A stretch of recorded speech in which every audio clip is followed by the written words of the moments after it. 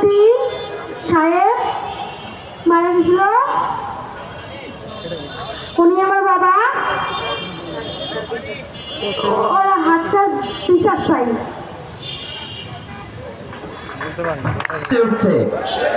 আমরা এই মুহূর্তে বক্তব্য রাখার জন্য অনুরোধ করছি সাপ্লাই শাহাদাত বরণকারী বুয়েটের শিক্ষার্থী শহীদ রিয়ানের বোন ভাষা আপুকে বক্তব্য রাখার জন্য অনুরোধ করছি।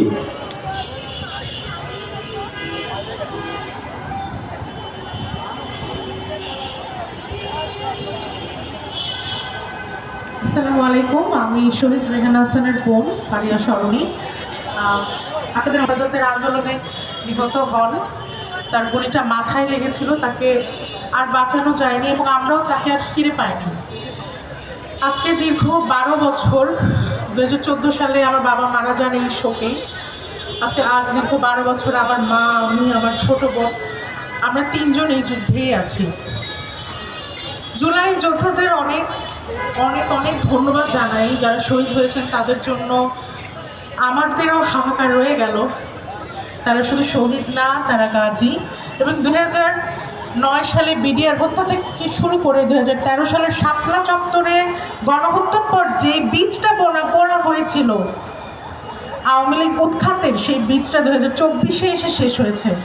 অনেক ধন্যবাদ সবাইকে। সবাই এগিয়ে এসেছিলেন বলেই হাসিনা আজকে চলে যেতে পেরেছে। যদিও আমাদের এখনও বাকি আছে জুলাই প্রোক্লেমেশন, যেটা আমি সরকারের কাছে এখনও দাবি জানাচ্ছি।